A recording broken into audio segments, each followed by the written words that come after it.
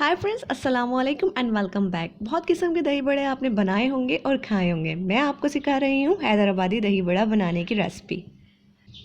तो recipe start करते हैं। 1 कप लेना है बेसन। बेसन को छान लेना है। छानने के बाद इसके अंदर शामिल कर देना है आधा टेबल स्पून नमक, या नमक आप अपने टेस्ट के हिसाब से भी शामिल कर सकते हैं। 1/4 टीस्पून इसमें शामिल किया है बेकिंग सोडा।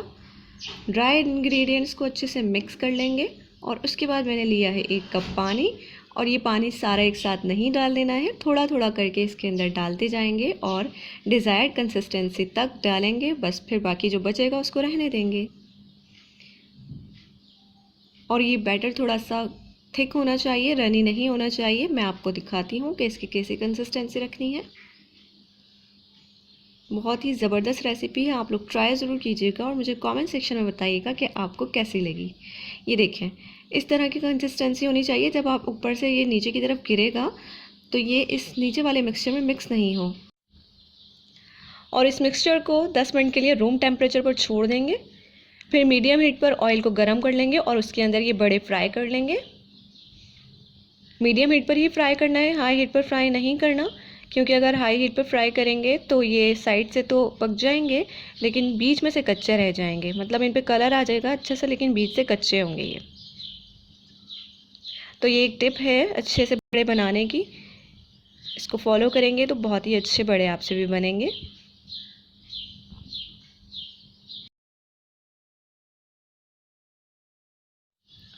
ये एक साइड से पक गए हैं और आप देख सकते हैं कि ऊपर आने लगे हैं, तो इसका मतलब है एक साइड से पक चुके हैं। अब इन सब की साइड टर्न कर देंगे और दूसरे साइड से भी मीडियम टू लो हीट के ऊपर इनको पका लेंगे अच्छा सा गोल्डन ब्राउन कलर आने तक। और इनको बनाते हुए जब मैंने ये मिक्सचर रेडी किया था तो उसके अंदर 1 कप से थोड़ा कम पानी यूज़ हुआ था। आपने देखी है कंसिस्टेंसी, मैंने आपको शो किया था कितना पानी यूज़ हुआ है। तो पानी को ख्याल से ही यूज़ करना है, ज़्यादा पानी नहीं डालना। अब ये देखिए फ्राई हो गए हैं, इनको मैं एक प्लेट में रख लूँगी। अच्छा जी, तो प्लेट में क्यों रखा है? अक्सर लोग क्या करते हैं कि बड़ों को बनाते ही फ़ौरन से पानी में डाल देते हैं। वो सही तरीका नहीं है। थोड़ी देर इनको रूम टेम्परेचर पर ठंडा होने दें फिर डालें। तो रूम टेम्परेचर पर ठंडे हो गए थे ये, तो मैंने इनको पानी में डाल दिया है। अब इनको मैंने आधे घंटे के लिए पानी में सोक करके रखा है ताकि अच्छे से नरम हो जाए। अगर आप पहले ही डाल देंगे तो वो अच्छे से बड़े नहीं बनते। तो जितनी देर के लिए बड़े पानी में सोक हो रहे हैं, अब इसका मिक्सचर रेडी कर लेते हैं। तो 2 टेबल स्पून पुदीना, 2 टेबल स्पून हरा धनिया और 4 अदद हरी मिर्चें, ये तेज़ वाली मिर्चें हैं, इनको पीस लें। तो मैंने ये तीनों चीज़ें पीस ली हैं ग्राइंडर में। और अब इसके अंदर मैं शामिल करूँगी दही। 300 ग्राम दही है। ये होममेड दही है। अगर आपको इसकी रेसिपी चाहिए तो मुझे कमेंट सेक्शन में बताइएगा, मैं आपको इसकी रेसिपी शेयर कर दूँगी। और इसमें अपने टेस्ट के हिसाब से नमक शामिल कर लें। मैंने इसके अंदर हाफ़ टेबल स्पून नमक शामिल किया है। फिर इन तमाम अज्जा को अच्छे से मिक्स कर लेंगे। बहुत ही ज़बरदस्त रेसिपी है। एक तो बहुत बनाने में बहुत ही आसान है और बहुत टेस्टी बनती है। आप लोग ट्राई ज़रूर कीजिएगा और मुझे कमेंट सेक्शन में बताइएगा कि आपको कैसी लगी रेसिपी।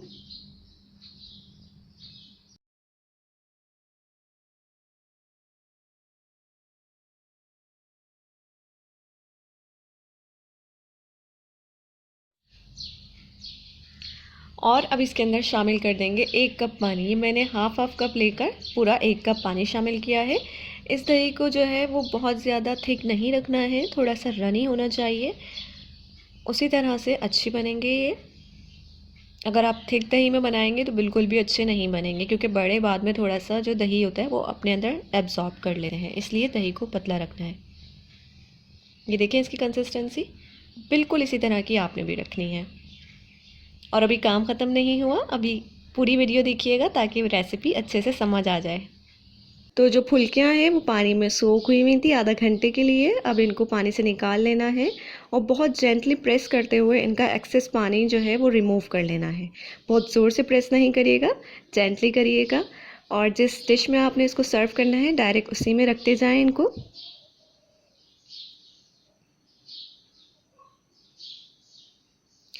और मेरी फैमिली में तो ये बड़े बहुत पसंद किए जाते हैं, लाजमी बनते हैं हमारे घर में। आप लोग भी एक बार बनाएंगे तो सब बहुत पसंद करेंगे इस रेसिपी को और बार बार बनाने की फरमाइश करेंगे। ये सारे मैं इसके अंदर रखती हूँ और आपको दिखाती हूँ। ये देखें, उसी तरह से मैंने सब का पानी रिमूव करके और इनके अंदर रख दिया है। और जो हमने दही का मिक्सचर रेडी किया था वो इसके अंदर डाल देंगे। अभी काम ख़त्म नहीं हुआ, फाइनल टच बाकी है अभी।